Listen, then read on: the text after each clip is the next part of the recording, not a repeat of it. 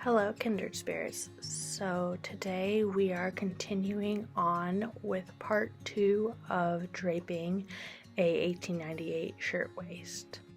So just a quick review, you're going to want to grab some good pins, some markers for marking up where your pattern marks are going to go, as well as a ruler, especially for this shirtwaist because there's a lot of tucks. Last time we did prepping of the fabric to go to draping, as well as we draped the back of the shirtwaist. This time we're working on the front. This one's a little bit different than other shirtwaists I've done where there's a lot more gathers. This one is primarily tucks instead of gathers to give it a lot more of a rigid, formal look. So I started this one by tacking down the middle of the center front, and then I started right in on the neckline, mostly because I know that with how many tucks there are, that's going to really shift the neckline, so I need to do that first to see how the fabric shifts around the form. Often I end up almost on an angle sometimes with the angles of my bust and my back and how they need to sit with the fabric.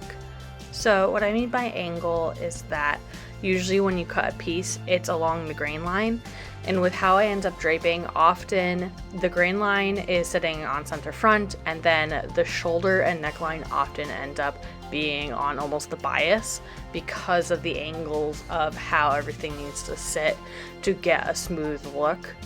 Smooth is relative, obviously there's a lot of wrinkles and texture with the tucks or even gathering, but you want it to sit in a certain way where the tucks are intentional, but you're not getting wrinkles that you don't want in the pattern. My intentions for this shirt are to make it out of white cotton, and although it's going to have a lot of texture and have a formality to it, I'm intending it to go with a lot more of my outfits and be pairable with all of my skirts as well as my future vests and jackets I'm planning on making. So I want it to have texture, but I want it to be able to pair with a lot more things, because the last two, I have like a blue-gray shirt as well as the beautiful seafoam shirt that's like a blue-green. And I love blues, they're my favorite color, along with purple, but especially some of the skirts that I have planned aren't gonna match with those. So I need a shirt that kind of goes with everything in my wardrobe that I have planned. So I'm really liking the difference in this shirt doing the tucks instead of the gathers. It's something different than I've done with the other two shirts, as well as tucks are a little bit more straightforward in my head. They're more measured and I don't have to just go by the feel of it and the aesthetic. I can just measure out how big I want the tucks to be and how they sit on the form, and when I go to sew everything, I can just pin it all into place and seam right along the lines that I've set out for myself, and it's not as much futzing with the gathers to sit correctly. Here you can see I finished the tucks around the neckline. They sit right against it, forming the neckline, which is what the delineator showed in the picture. I was going a lot back and forth between the picture and the dress form to make sure that I was doing what the picture was showing. And then I pinned along the shoulder and pinned along the side to make sure that it was all secured and that the armhole was sitting correctly on the dress form. And then it also shows that there's tucks. I think it even says in the description that there's like 4 or 5 tucks along the waistline. So I'm pinning those into place, and there's going to be a band going around that secures those, and then it keeps going further down after the waistband to give it some length underneath the skirt. And I'm gonna put in godet, I think is how you say it. I'm not sure, I've only ever seen it written.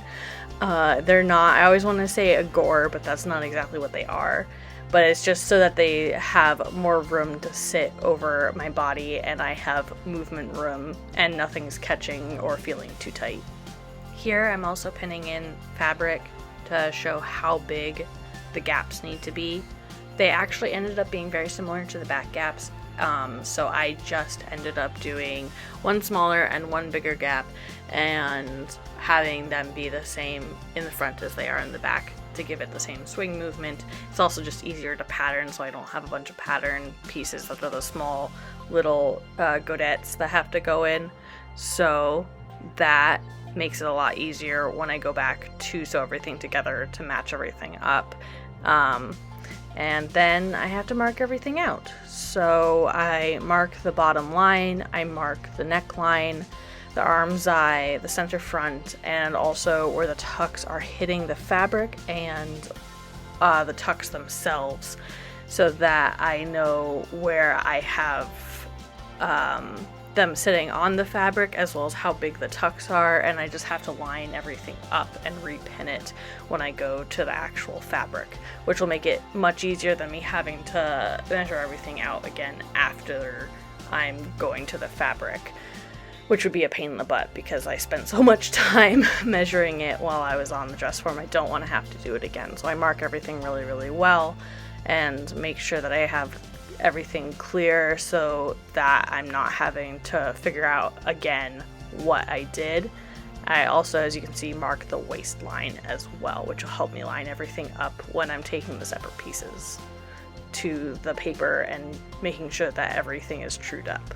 So once I've taken everything off the form, I still have one of my tucks for the back still pinned out. I also quickly did the lining here. I didn't show it, but I did just do an inner lining because I'm going to mount everything to the lining, which will make it easier, especially with all the tucks, to make sure they stay neat, and also to have a backing for it to be sewn on too. So I'm just pressing everything out. You can see all the marks I have. The yellow ones are showing where my tucks are and where they need to line up. That shows like how I know where everything was sitting and how big the tucks are, and it makes it a lot easier to line everything up in the end, instead of having, as I said, trying to figure out what I did if I didn't mark them very well, or I didn't mark them at all and I had to measure everything after. As some patterns I've used sometimes don't tell you where the tucks are, they just tell you the measurements of the tucks, and I'd much prefer them marked out on the pattern so I know where they are supposed to sit instead of me trying to figure it out afterwards. Once I have the pattern piece prepped, I'm going to take it to paper. I am just going to show you the back piece because it's the same process for everything. So you're going to need a ruler. I like to have one that's curved and has a straight edge. You're going to need tape, a marker, and a pouncing wheel and pouncing transfer paper. I also have paper and fabric scissors, as well as weights and a good sharp pencil and an eraser that doesn't leave marks. So I'm setting out the pattern piece that I had before that I used to prep, because I know that this is going to be big enough with a little bit of extra adding to use for this new pattern. And also I don't want to waste the paper because I'm not going to use the previous pattern because I don't like it. So I'm just going to reuse the paper and mark out this new pattern that I am planning on using. Also, it gets me halfway there because I already have like more or less the neckline and arm's eye, although way further out, and the shoulder and everything marked out, so I can line it up with center front and not have to remark out center front, which is nice. So I'm just using white crafting paper for my patterns. I like how thick it is, and I often reuse patterns, so I don't like how flimsy like the tissue paper stuff is. And I also use painter's tape. The reason I use painter's tape and not masking tape is because I don't like the fact that when you use like the plastic tape, you can't really draw on it very well, or like it can smear, and with the painter's tape it just allows me to draw on it and it doesn't move or smear, and I really like that. I like that it doesn't have the same like plasticky texture. So now I'm just using my ruler to true up all the lines that I traced around the edges of the fabric piece and just get really nice smooth lines. I know some people can just eyeball this, and I really respect that. I have a slight tremor in my hand, so when I'm trying to do really steady markings, I often can't get a nice smooth line because my hand shakes. I also don't love the rubber band trick to putting it around your fingers to get a better, steadier hand movement.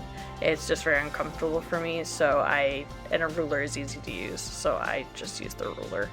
So I marked out the actual seam line on the neckline with the tucks. I also marked out the waist, which is also where I'm going to seam the tucks onto the waistband.